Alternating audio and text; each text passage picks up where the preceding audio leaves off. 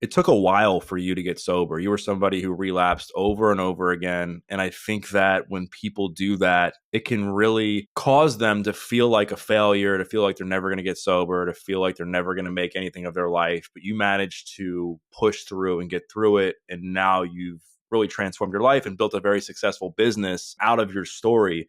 Talk to the person who's listening to this that maybe is failing over and over again in their sobriety. What's your message to them? Understanding addiction was something I really had to get deeper into, because when you're younger, it was very clear from a very young age that I had a problem. And when you're younger, it's easier to get looked over like, oh, you're just like young, you're in this party phase, like it's fun, everyone's doing it.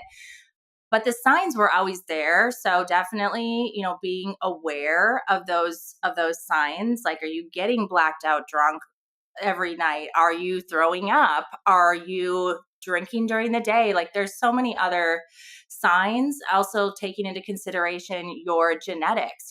Is there a history of addiction in your family? It was on both of my sides.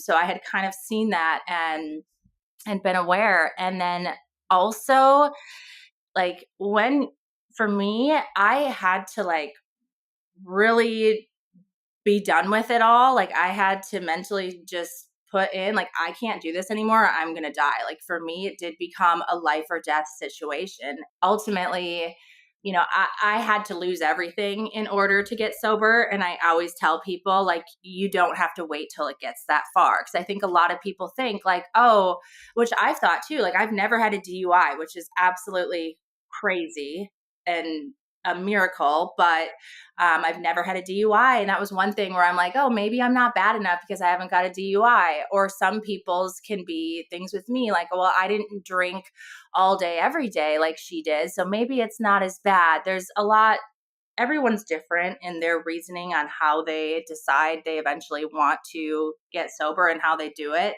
And for me, I had to lose everything. But I always say to other people, like, you don't have to let it get that bad.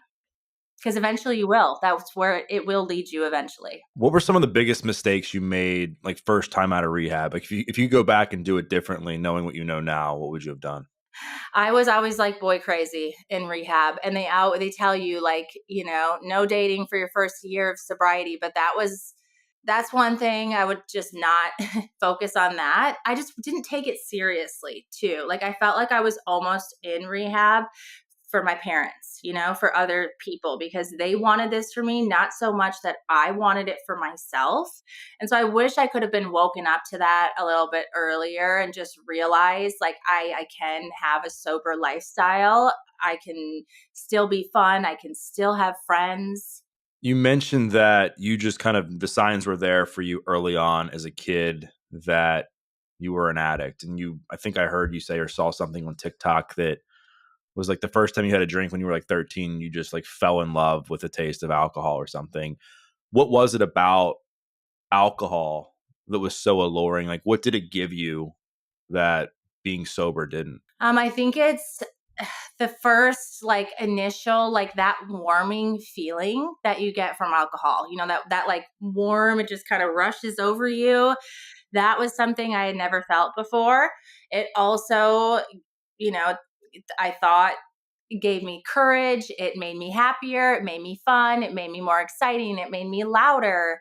And it was those sort of things that really attracted me. And just because everyone was doing it, it's like a fine line, because those fun feelings, they're there, but eventually with the amount I was drinking, they don't stay there. You end up getting blacked out drunk. You end up getting sick. You end up losing people you love. And it is just spirals down and down and down. And I think it can be confusing because I think that in society, there's been a large percentage of people that have been able to go out and party and drink excessively and then just grow out of it in a few years because it was just like a phase. It was what they did, during college or in fraternities and sororities or whatever the example is. When you were like drinking, you mentioned this warm, fuzzy feeling and it made you feel like a certain way. Were there feelings that the alcohol was helping you bury?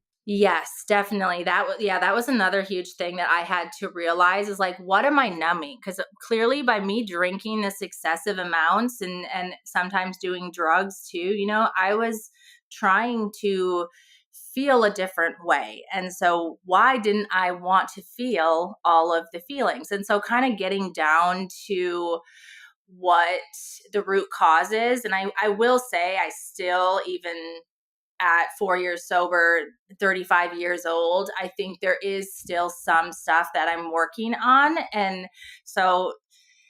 that's just a part of like working through trauma and still learning like how to deal with those feelings. I know that when I'm fully ready to feel them all, they will come, but you have to kind of like ease into that. But obviously, like I was trying to escape something, and it was different in all different times of my life. Sometimes it was just like after having a hard day, like the typical when you get home from work and you want to drink, like that's just kind of what the thing to do. Or when you get the kids to bed and you want to have a drink. But I mean, there were so many times where I specifically remembered, something really, really bad happening. And my initial first thought was to go and get a drink. And that's kind of just to summarize alcohol and the insanity around it, because insanity is doing the same thing over and over and expecting a different result. And I expected to get something out of it when ultimately it may have calmed me for a moment to just so I couldn't think about what we were going through, but I was only getting deeper into it. And I think that when you have unresolved trauma and you have a lot of pain you're dealing with, something like alcohol can be very alluring for somebody to be able to numb that pain. And I think it becomes really problematic, like I said a second ago, when you're in the thick of you know, you're in the thick of society where it's normalized and it's like, okay, you can just go out and get drunk during this certain phase of your life and it's going to be okay and it's going to be accepted. And then a percentage of those people actually become hardcore addicted to alcohol. And then their life ends up getting much worse because of that. So I think it's a really challenging thing, especially when you're a kid and you're not fully developed mentally, right? And you're not fully understanding like what's actually going on. You mentioned also that you were a bit boy crazy, right? Getting out of rehab for the first time. I know you were at rehab at like 19 or something, and then a few more times after that. And you also mentioned that alcohol was like helping you feel, I guess, outside of yourself a bit and numbing something that you're still working on processing.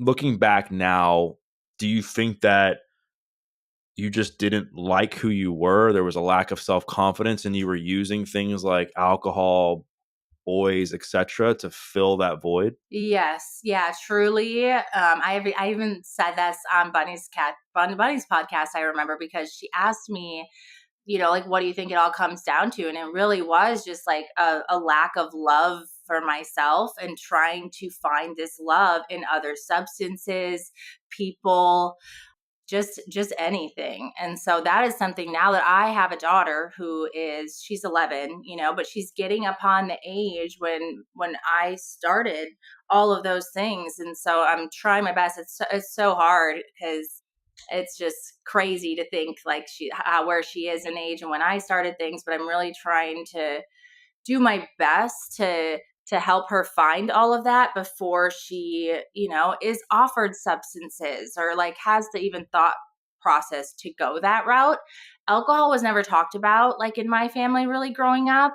It was always very clear that my dad had a problem, but it wasn't talked about. And so like alcohol was just always accessible when I was younger in the fridge. It was very easy for me to get it. And so I know, thankfully, with my husband and I both not drinking, she's not going to have those like easy options, but we do live in a world where it is everywhere. And so eventually she's going to come into those situations. So I'm just trying to do my best, to share with her, what helped me and what I could have done differently. And so she can hopefully take a better path. And I definitely want to dive into like how you're modeling behavior regarding like things like social media, which I think are highly addictive as well. And it can have such a negative impact on kids if they're not careful.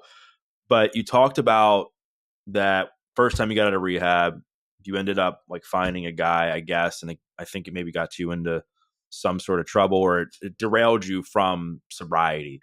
What was the path like after your first time in rehab? I think you went there for alcohol. Where did you go from there? I went in there for alcohol, and then this guy that I met, it's just more like you meet people, and I was such in a vulnerable place that I become very attached to people. Like anyone who's willing to be nice to me or show me love in any way, it's exactly what I needed in that moment, or so I thought. Like that's what was filling the void now that I didn't have the substances. But I mean, this happened more than once too, where I left rehab with a heroin addict. It was a couple times, 2 times a heroin addict. And I mean, nowhere didn't go anywhere with that, but it was just very clear, instead of my focus being on my sobriety and my recovery, because that's why I was in there, it was in other areas, just still trying to search for love. And that's something I've worked with my therapist, is like, with being an addict, you're an addict with other things too. You're going to get addicted to different things, social media, hobbies, other things very quickly. And so I have realized, this pattern, like over time, like what am I replacing that addiction with? Because it's always been something. And I've had very healthy things, where it'd be like AA and, recovery, which kind of like took over my life and almost became an addiction, which it's not bad. But I've also had other things such as social media take over my life, where it truly became unmanageable. And I think it was just a lot for me to adjust to. I started doing social media when I was only a couple months sober. And so my whole life was changing. I was newly sober. My mind is like still trying to get back on track because of all the drinking and then drugs I used towards the end too. I feel like it wasn't until like maybe 6 months sober I felt a little clearer. But really, I mean, even a month into sobriety or a year into sobriety too, where it kind of started hitting me like my brain's getting back to normal. I'm able to think a little bit clearer. But I just heard one of my friends say the other day, she's like, I just hit 5 years sober. And this is like the first time where I feel like, okay, my brain is like back to normal now. And I was like, all right, 5 years. Okay. Which would be the next one. If you could like walk the audience through the timeline from when you like first went into rehab until like, because then you didn't get sober until you were what, like 30 or 31. And then in between that, I know you got married, then you got like divorced, then your kids were about to be ripped away from you for 5 years. You got arrested. You did all these other drugs. Like, talk about, I guess as succinctly and best you can, like what happened in between getting sober and then the first rehab. Started drinking at 13, went to treatment. I went to treatment twice when I was 19 for just similar alcohol both times. I had been using cocaine too at the time. And I never wanted alcohol to be the problem. So I remember specifically going to one treatment center and telling them like, oh, my problem's only cocaine. So I could make sure to still drink when I got out of there. But it was just looking back, some of the crazy things I did. Did your parents like bust you or something? Like how did you end up going to rehab? No, I got evicted from my second house in Minneapolis in like a year for just like partying, being loud type of deal. And I barely graduated school because I was, same thing, partying a lot. So it was just a lot of that. I had been arrested a couple times, put in the drunk tank, like that sort of stuff. I ended up coming out to Palm Springs, California to go to treatment out here, and went to a sober living after, which I then met my husband at. So I'm still 19 at this age. Met my husband in the sober living house. We both get kicked out because you're not allowed to date in these houses.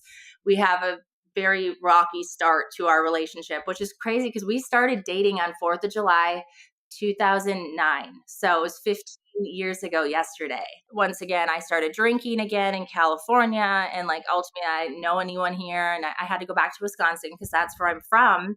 And he actually decided to come with me. And but we didn't think it was going to work out. So we had broke up. We're like, you're from here, I'm from back there. I got to go back. This isn't working out. And we're both just not doing good again.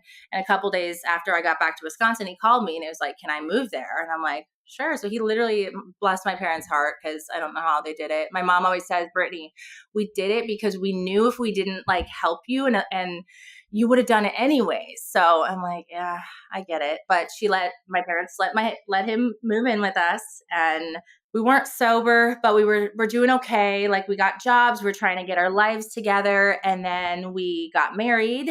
And shortly after our wedding, we decided that we wanted to start trying for a baby. And so we stopped drinking because we always knew just like alcohol was not good for me. Like it never was. And we had to set rules, and we're like, you know what, let's just stop. And we did. We stopped drinking. We were sober like 6 months before I got pregnant with my daughter, then obviously her whole pregnancy, and then even for the first 3 years of her life. We didn't drink. I wasn't in recovery. I didn't identify as an alcoholic or addict. I didn't work a program. We just didn't drink. And when people asked, that's what we said. And it wasn't until then we got pregnant with twins. And shortly after that was when I started drinking again. You're in your like early 20s at this point? So now I'm 27. So from 23 to 26, 27, I always think those years is like the best years of my life because we just didn't drink and our life was so much better and we had good friends and we were going to church and we're just very, very healthy. And it's been really cool lately because I had to realize like, why am I always considering those years the best years of my life? And I look at all the factors, and just right before we moved from California to Florida a few months ago, I was like, let's figure this out, Brittany, and let's like make these years the best years of your life. Like, what were you doing then that you can still do today? And it feels really good because I think we're finally like getting back to that. So after we had the twins, that's when we started drinking again, almost like right after we had them. I mean, I think they were only a couple months old, and it's easy for me to just like blame it on like the stress of going from 1 to 3 kids. But a lot of it was me simply thinking that it was just a phase, all of that. Like I remember calling up one of my friends who was in AA, and I'm like, yeah, like we're drinking again. I could tell she was worried, and she's like, you don't think you're an alcoholic anymore? I'm like, no, I can drink responsibly. Like dead said that to her, and she was like, okay. And because it was okay for like a year, we kept the drinking pretty much under control, but the next year it got even worse. And then the third year, 27, 28, 29, yeah, once I hit my late 20s, I was back to all day drinking, all day every day. I couldn't take care of my kids. I was a stay-at-home mom.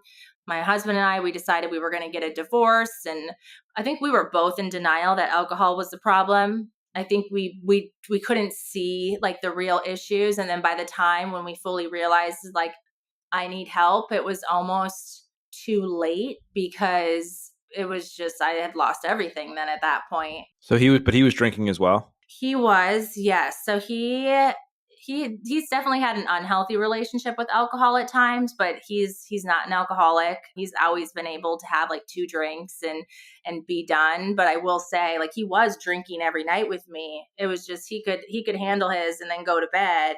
And then after he would go to bed, that was when I would really drink all mine. And it was hard for him to see, like, because we tried it for a little bit. I was like, yeah, let me just try to quit drinking, but I could not get sober in a house where there was alcohol still in it.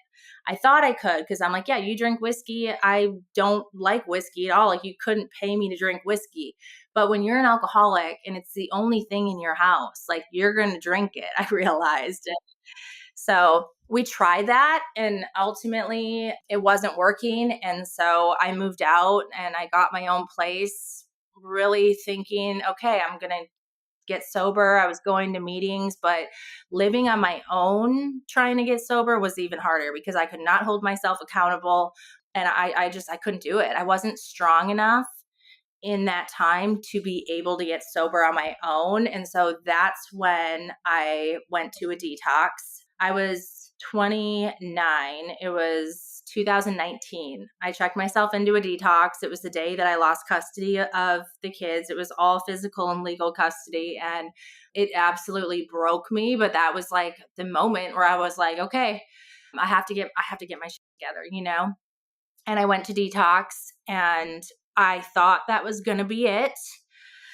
But when I got out of detox, I couldn't afford now to pay because I had literally emptied my bank account to check myself into this place. And I couldn't afford to pay for my own house on my own. So I ended up moving back in with my husband. But I think at that time, we were still going through so much. And I felt like I was back in an area where we had drank together, we had fought together, we had gone through all of this. And now I'm like trying to stay sober in it. And once again, I couldn't do it. So I relapsed quite a few times between 2019 and 2020, just like still really struggled. I'd get 30 days and then I got almost 50 days. And I went through some really crazy withdrawals in that time. One of them actually sent me into a full-blown psychosis, which was the craziest thing I've ever experienced, where you like are seeing and hearing things. It's only happened that one time in my life. People always ask me, "So is that, like, do you still see and hear things?" I'm like, no, never. It was like a true full-blown psychosis. So it was very scary, but I'm glad to have had that experience happen to me, because I've been able to talk to others who go through it. Because if you've never been through it, it's so hard to understand.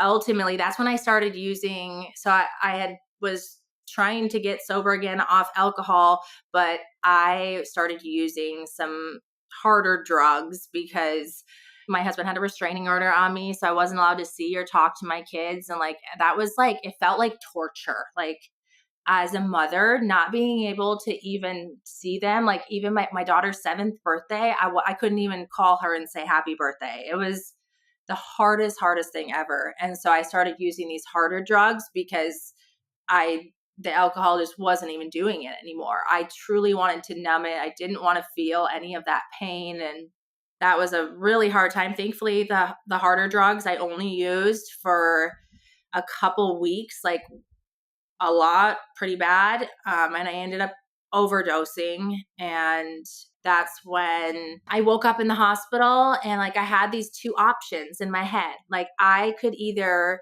go over the border to Mexico and disappear, or I could get on a plane and go back to Wisconsin because I knew my parents were there and they were going to help me get sober.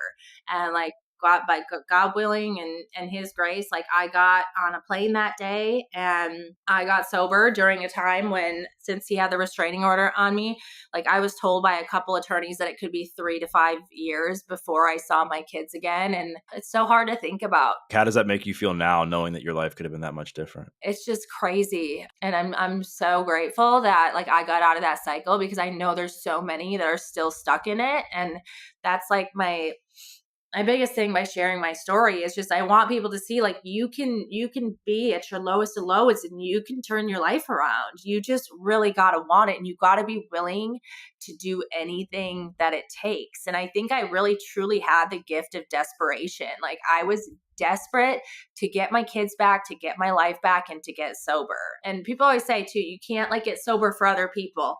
You know, you can't get sober for your parents or for your kids. And ultimately, like I know I did that for myself, but I mean, my kids had such a huge role in that, because I just couldn't fathom like them not seeing me again or me not seeing them. And I knew I had to do it. It's just like, seriously, I can't ever talk about that time without crying, because even a few years sober, it's just so hard to believe that that was our life. And like we lived that. And I think now something that keeps me sober every day is knowing I don't want my kids to have to go through that ever again.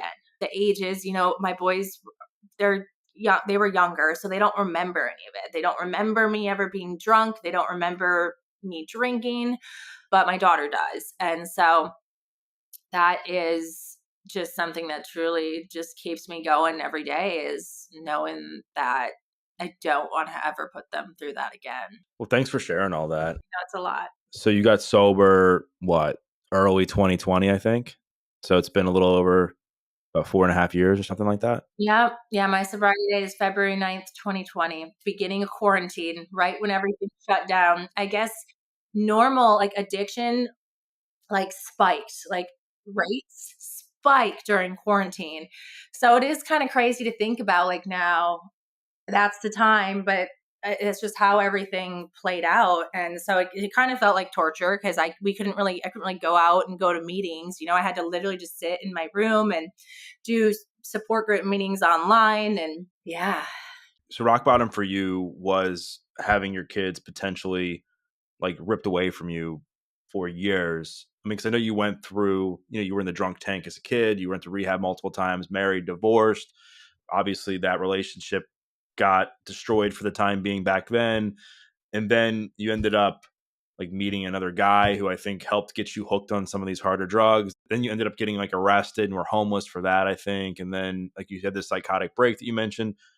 But your make or break moment was like hearing from attorneys that you were going to potentially lose your kids for years. I don't know if that, no, because I was a few days sober at that time when I heard that. Because when I was still out using and drinking, I wasn't calling attorneys. I wasn't trying to figure my life out. I was trying to find the next drink or drug to numb that. So, I mean, but I think the final moment for me, like my rock bottom, was losing everything. I didn't have a home to go home to. I couldn't see or talk to my kids. My husband had filed for divorce.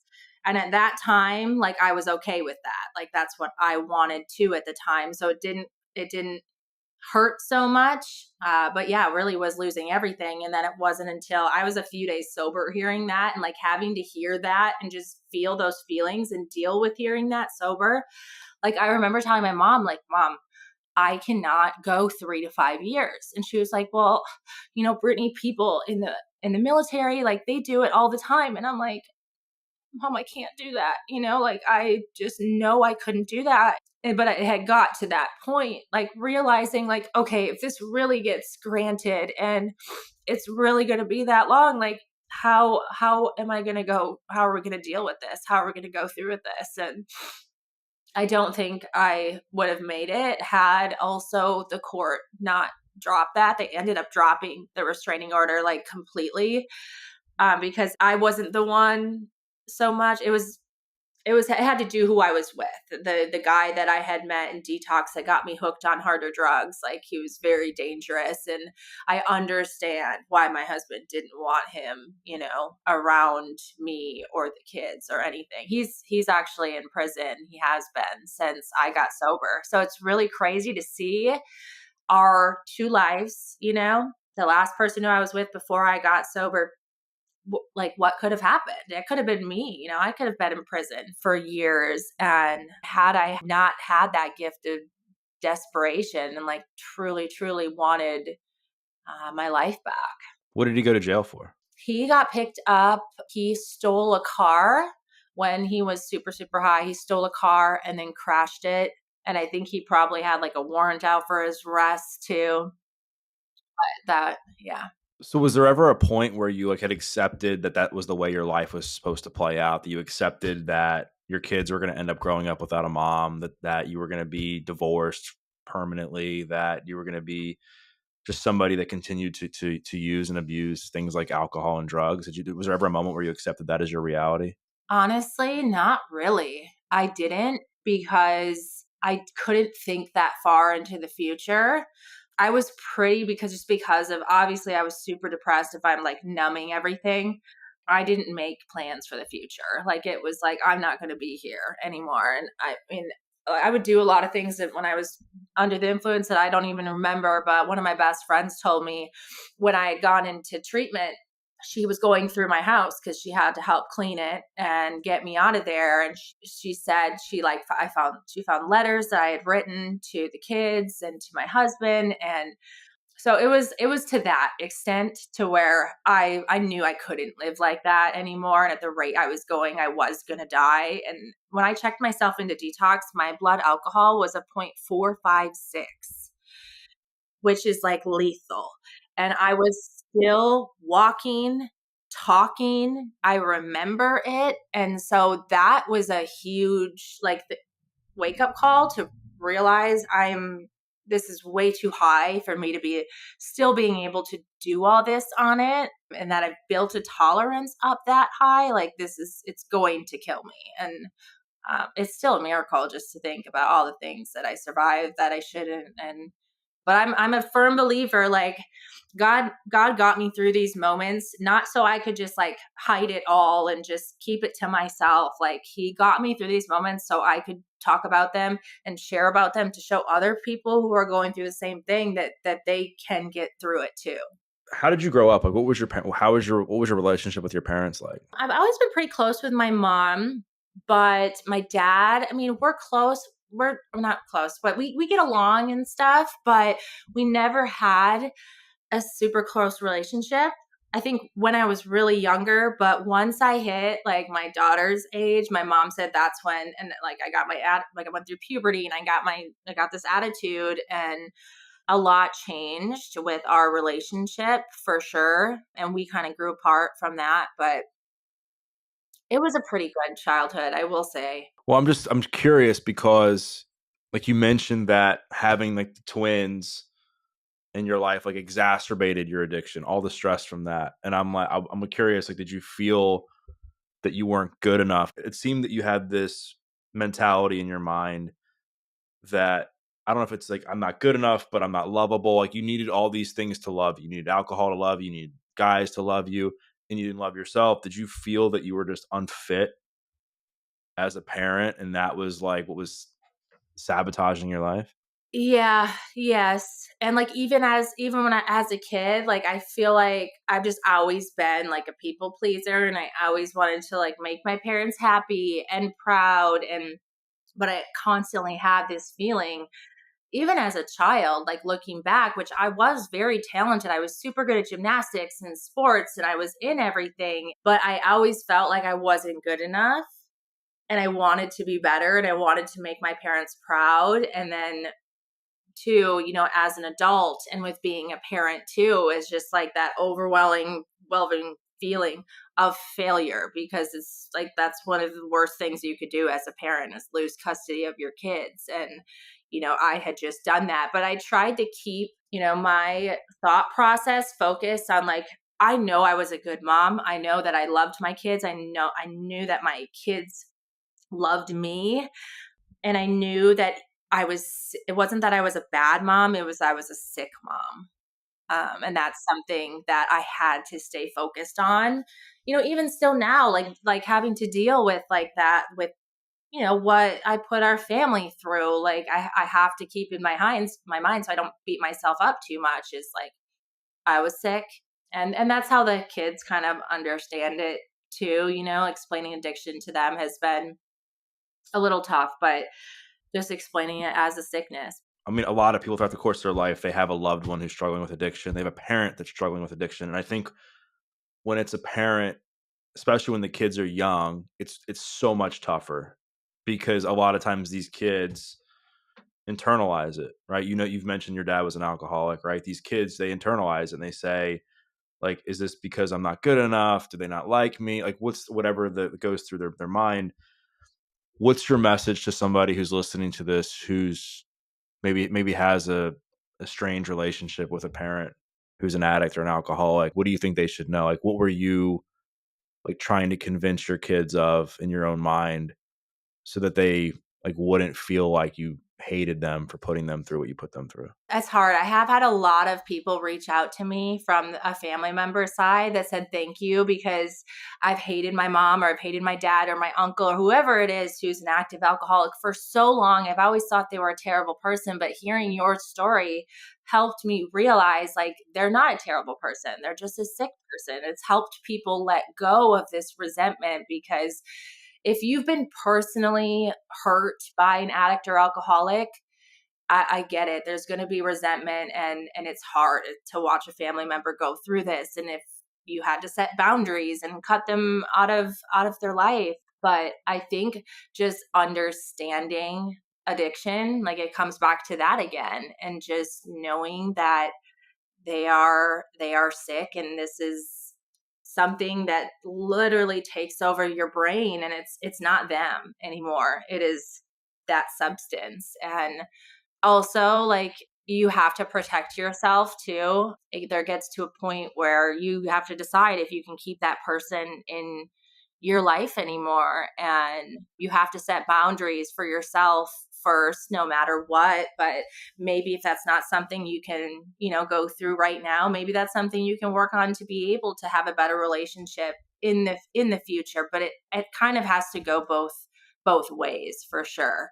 I feel like my husband has been amazing with like forgiving and understanding, because he's seen me, both sides of me. He's seen completely sober Brittany and rock bottom Brittany, and he's been very, very great with the forgiveness. And I had to, for my kids, it was kind of hard because I didn't know, because when I first got sober, the whole first year I was constantly bringing up past experiences, apologizing to them, like constantly bringing up old memories. And finally my therapist had told me, Brittany, like, it's to a point now where like they've seen you sober. It was like a year, 2 years in, like, it's gonna, if you keep bringing up these, they're like, we know you want to make your amends, but you have to start letting this go a little, because at some point it will cause more harm than good, continually bringing up this past trauma for them.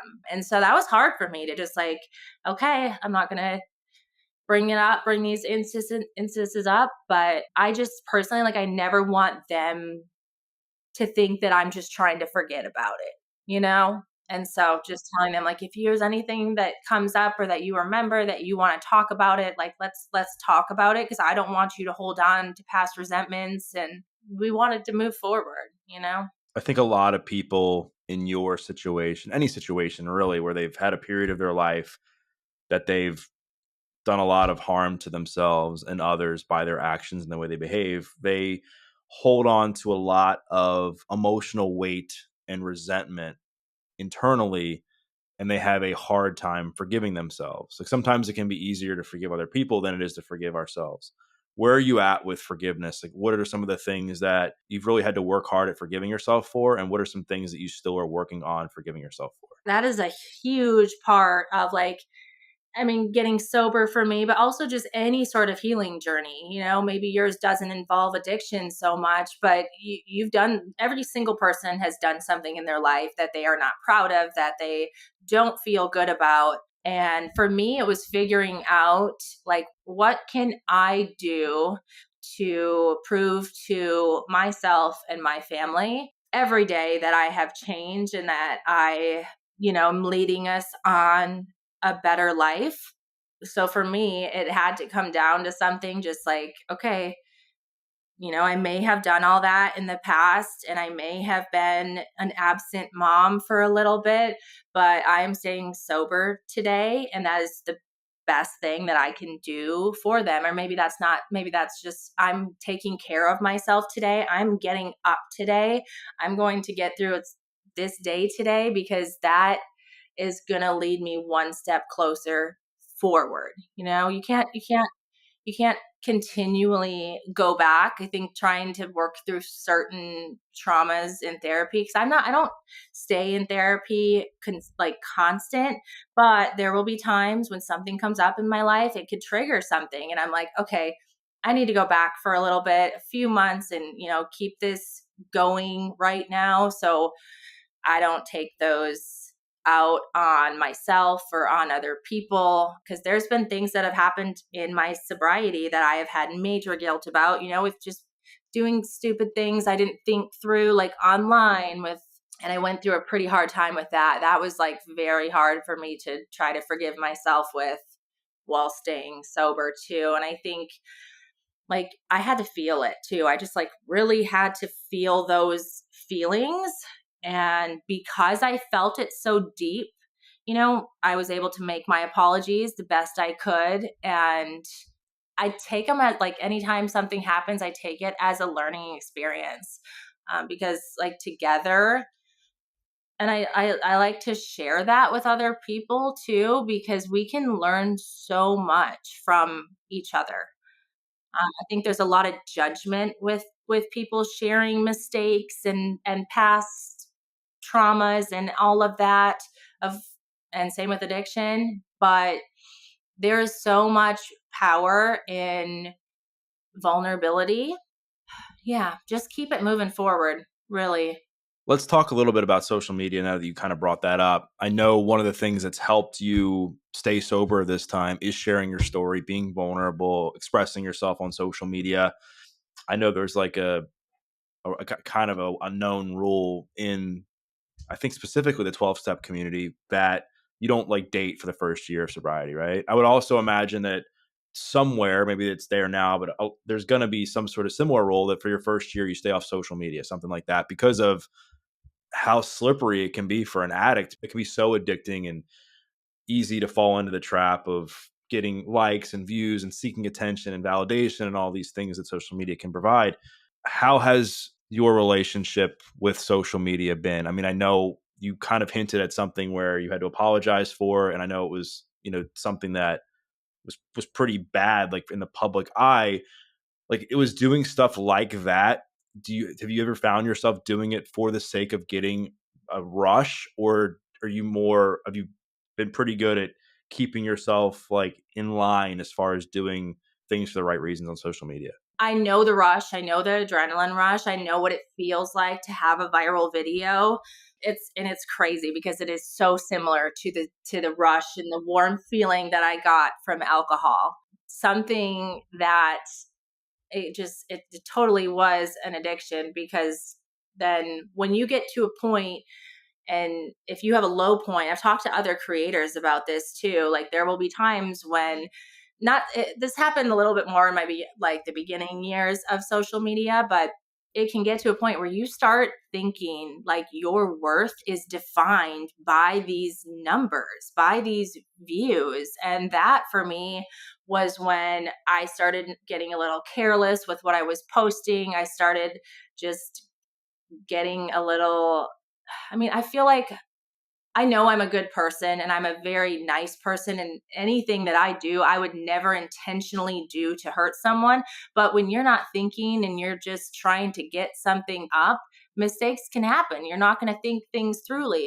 And so that's what happened, is I ended up just posting this prank video that ended up being very offensive, and I try not to talk about it anymore at this point, honestly, because it's one of those things with bringing up past addictions. I feel like it's just, it doesn't do anything. I know that I made my apologies during that time, but something that has helped me is, like, after I post something, I will engage just for a little bit in the beginning, but then I don't come back and look at it. That can be like, if you're constantly trying to go back and like checking, and I don't post as much as I used to anymore. And that was just something like a boundary I had to set. Like, now my kids are older too. And so when they were younger, it was like it I was sharing a lot more, but I want to be able to respect their boundaries and with the ages they are. And so now it was just finding balance of, since it is my job now, and then even balance with trying to keep it fun too, because I do love social media. But when it started getting to the point where it was a job and I was posting it strictly for a job, I just got burnt out and kind of lost in there. I don't want to dive deep into the prank. I know that's kind of done. You've said your apologies and stuff.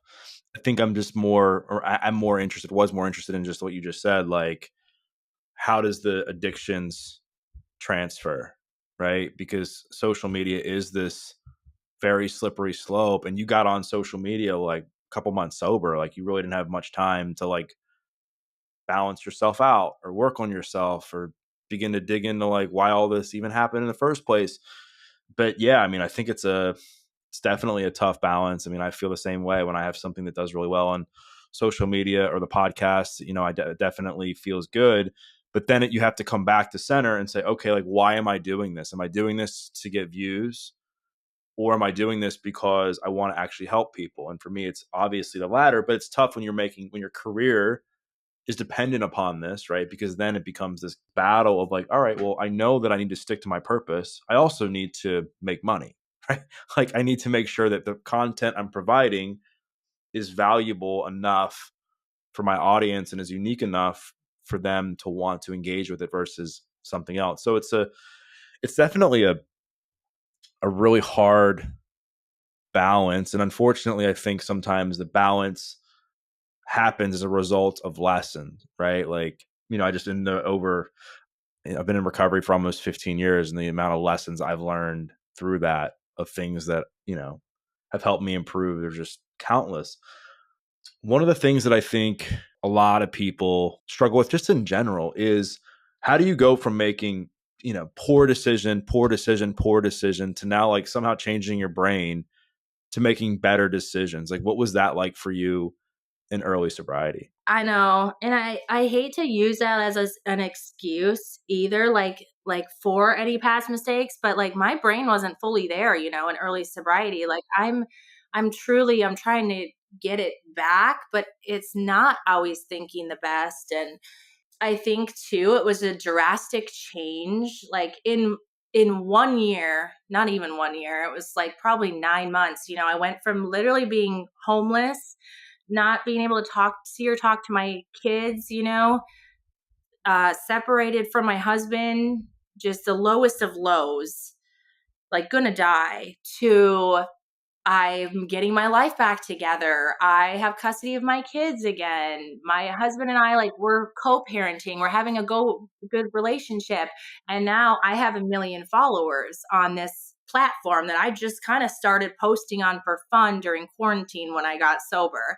I never went into this like expecting it to be a career, truly. And I think that's probably what helped me the most in the beginning, was because I didn't have a lot of responsibilities at the time, though, that because I was newly sober, I was living with my mom. She was helping out with the rent payment so I could focus on my recovery. And I do realize like I had it pretty good in early sobriety to have her support.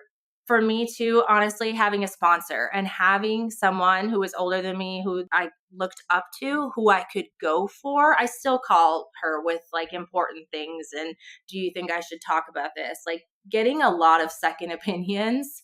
I like ask for advice probably too much because I'm super indecisive with things, but it helps me keep on track. I mean, now since making mistakes too, I overly think things through. I overly ask to the point where like sometimes my husband's like, "It's not even worth it, Brittany, now at this point, like how many questions you are." But and I'm still terrified to this a day about making a mistake like that could potentially be super hurtful or offensive to someone. But also I've realized with social media now, someone is going to have a problem with something no matter what you do.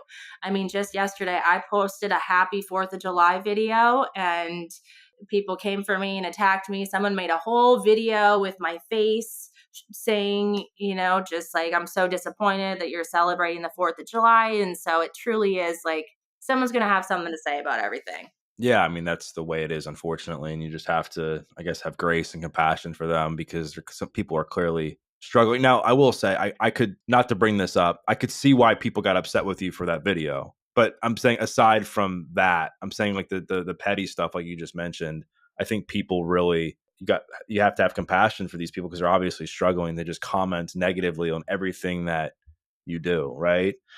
And I think the other problem is like, overall, like, you just never know what somebody's going through. Like, people who are following you really don't know you. People who are following me really don't know me. I mean, certain people do that are my friends or family or whatever. But and it's just, I think that's just something that we have to all get better at, is realizing that what somebody displays online is just not, you're not seeing the full picture. And there's so much else that goes into that. Like, even in sharing your battles with social media specifically, like you talked about, like you were battling like the addictive side of social media, and like working on yourself and everything that came along with that. And that leads to other things, making you make decisions you wish you wouldn't have made. But now you're able to reflect back on that and see like the bigger picture. I just, sometimes I think that gets lost in the weeds when people are just seeing like a 60-second video that you're posting, or a 30-second clip on TikTok or whatever the example is. I'm interested, like, how did you and your husband get back together? Because it seemed like a very just toxic for relationship for years. And then, restraining order, kids taken away from you. I'm sure there was a lot of like stuff that you both had to go through. How did that all end up working out? It's crazy. It's still really hard for us. Like even like the milestones that come up like every year, just like remembering And I'm the type of person where I like to talk about things, but he is the type of person, he doesn't really want to talk about it. And so that's really hard because we'll spend certain days that are like, memories where kind of almost just being apart for a little bit because we both choose to like handle it differently. But I mean, truly, what helped us the most was actually fully like being no contact and realizing that our lives had to go on without each other, like no matter what, because we were still are a little bit. I mean, he's my husband. I love him so much, but we little codependency issues. Like we've always had each other since we were so young. And so we had to figure out, how to live our life and be the best parents for our kids on our own without each other. And I think it taught us both a lot about ourselves that we didn't know. Obviously I took that year to, get sober and stay focused on my recovery. And I started working the steps and kind of found some healing in that and creating content, which I was not creating the nicest content during that time about him. That's one thing if God forbid anything ever happen nowadays, but I would not, I never talk badly about the father of my children on social media, but I did back then. And so that was another thing. And obviously we had to have talks about all of those, and just it was a lot of apologizing too on my end because I realized like when we had finally come back together, he had done his own thing. He had gone to therapy. He joined some like dad groups to get support, and which therapy was never an option. Like I wanted him to go to therapy with me, but he was like, no, I'm not doing that. So it was really cool to when we came back together to see how much he had been doing on his own because I never would have expected. And I think he was shocked to see like, wow, she's actually staying sober because there have been so many failed attempts where he said he too was like, I had lost hope. I didn't think you would ever be able to actually do it. And so it was really cool just coming together and both of us having to realize and take accountability for our own actions and why our marriage ended. Where did we each individually go wrong? Where did we go wrong together? How can we, move forward? We weren't planning on getting back together. It was just, we need to get along for the sake of the kids. But in all that, with seeing each other, it was just like, wow, okay, maybe this is exactly how it's supposed to go. Yeah. And I mean, our marriage isn't perfect today, obviously, but I love him so much. He's amazing and he's very supportive. Our lifestyle is just very different than it used to be too. And I'm grateful that we have this opportunity now to be able to grow together. So you recently just uprooted your family. You guys moved to Florida. You're now raising kids, I guess in the northeast part of Florida, homeschooling them. And, we've talked a couple of times throughout the conversation about what exacerbated a lot of your addiction was I guess the fear of raising more kids and being a mom and being a parent, and then how that all has evolved. Like, how have you like transformed as a parent to now being in a place where you're raising the kids with your husband and then not just raising them, like you're homeschooling them? So talk about that process. Actually, we just recently decided. So where we moved to in Florida has the second best school districts in all of Florida. So it's St. Johns County. And the plan was my daughter, I knew she wanted to go to middle school. She's been talking about that. And I want it to be my kids' decision, whether they are homeschooled or go to public school. But I was still planning on homeschooling the boys until we looked into things here a little more. We talked to a lot of people. They now made friends here. And so they actually, all three of them are going to go to public school again come the fall. So I'm really excited, but I also just I have a lot of fear. It's just as literally every single parent does right now, living in the US. We all have fears with sending our kids to public school, but I think it'll be really good for them. I'm really grateful that I know now, like I can homeschool. I have that option because of the flexibility with my work. I know that that is definitely a privilege that a lot of people don't have. And I love that I have that option. But ultimately, I mean, I always went to public school. My husband was homeschooled his whole life, well, the most of it. And then I always went to public school. And so it's been kind of crazy to see two different sides of things. But I liked public school. But nowadays, I mean, these kids are growing up so fast. Like, and I think a lot of it has to do with the internet, like, and social media. They're exposed to so much more. And so we've had to really take that all into consideration. My daughter didn't even have TikTok for the first 2 or 3 years that I was on that platform. And so it was different. I was posting content, not really thinking that my kids were going to see this. And I think too, that was something else I never really thought fully through when I started social media, was that anything I post on there, my kids are going to see one day. And that's specifically why, I wouldn't want them to see anything of me talking highly of their dad, which now they won't, thankfully. How has parenting on TikTok changed for you? Like, what are some of the shifts you've made as a parent over the last couple of years since becoming a pretty well-known content creator? I think if one thing is, I wish I would have waited longer to get my daughter a phone. That's one thing, because we got her a phone when she was 9. It wasn't like I kind of got ripped off at the phone store, and I got talked into getting 2 phones. So now we had this separate phone that I was paying for, but I didn't need it. And so that's when I was like, okay, well, I'll give it to you. But I swear so much changed when she got her phone. So maybe just waiting a little bit longer than on that, I wish I would have done. But also they don't post like their faces on social media, and that's kind of a rule I have, but I've kind of left it up to them, because I'm very outgoing, but I am the only one in our whole family who is an extrovert. Everyone else is introverts. And so figuring out and respecting their boundaries, and I ask them if they're in something, I either ask them ahead of time, or if it's like more like a vlog style where my phone's just up recording, I ask them after. And I will say it's about 50% of the stuff where they're like, no, I don't want that posted. And so now that they're older, they can tell me that, but just learning to manage that and making sure that like they're okay with it, because ultimately this is my decision to do social media.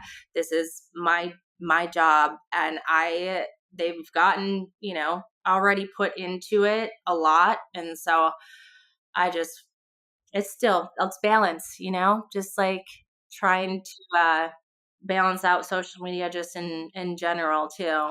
I mean, my daughter, she went through some pretty bad bullying at her last school because of my social media, that the kids found out about it, and she really, really didn't like that. And I that's so hard, because I'm like, you just don't see. I'm like, would you ever go around and make some fun of someone else's parents' job? Like that's just kids. Scale of 1 to 10, like, where are you at on loving yourself? I would say, honestly, like 10 being like where I want to be for the rest of my life, probably an 8.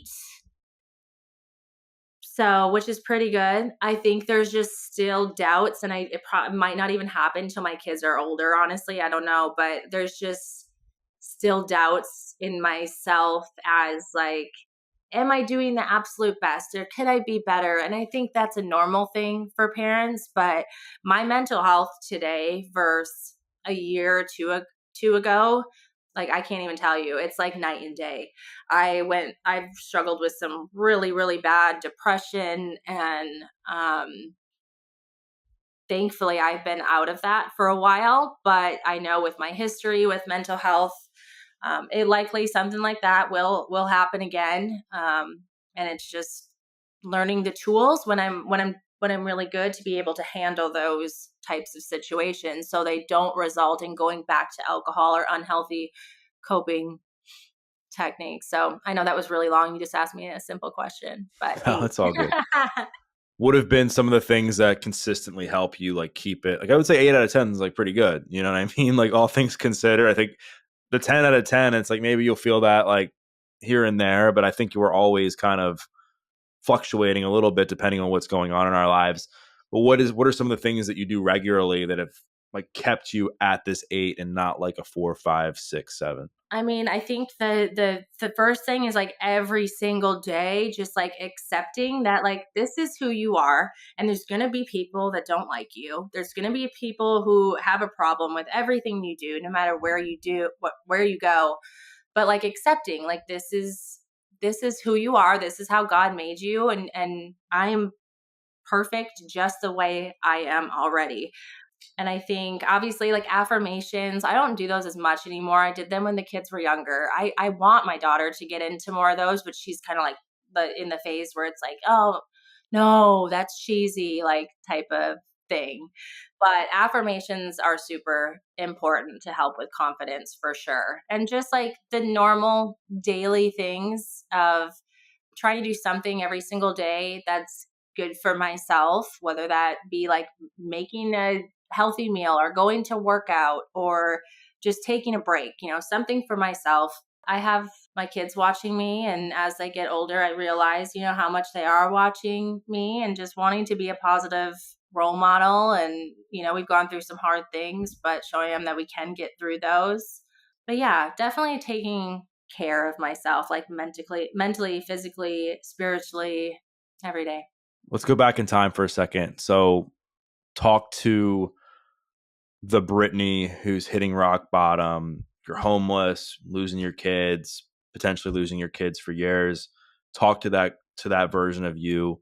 You only have 5 mantras, 5 tips you can give her to take with her on her recovery journey. What are they? I feel like I don't the very first one, but I was going to say stop caring what people think of you, but I will say for the majority of my life, I was very good about that. I didn't care about what people thought until social media. Social media changed that a lot for me, but no one's opinion of you matters besides yours and, your families, the people's closest to you, because that's something like I have to remember at the end of the day. There's going to be people out there, especially when there's like a lot of hate coming, that people aren't not everyone is going to like you, but as long as you are good with yourself and you like yourself and your family, that's truly all that matters.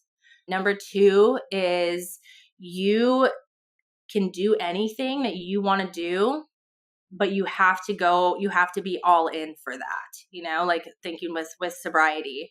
I needed that gift of desperation. You have to be ready to really, really want it, and you have to really want it or you're not going to get it. 3, be open and have an understanding of a power greater than yourself. So for that's God for me. And just having that understanding has been very important for myself personally. And that's something I didn't have back then. It was just Brittany's way and my way, and it got me nowhere.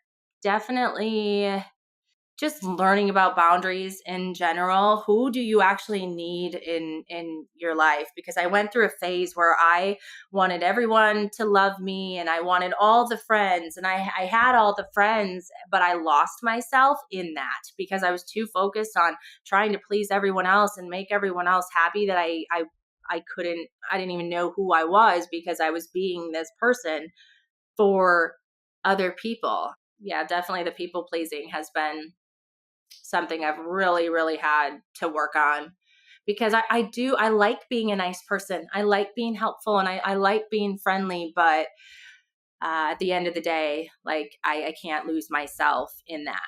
I think 5, just because this is something like I'm really trying to get in my daughter's head right now, is just you are good enough exactly the way you are already. You, which kind of I said before, you are enough. You are worthy of good things to happen to you, and your past and your mistakes, they don't define you. I think a lot of people when they struggle with addiction or things in the past, it's really hard to get over that and to be able to forgive yourself. But that is your old life.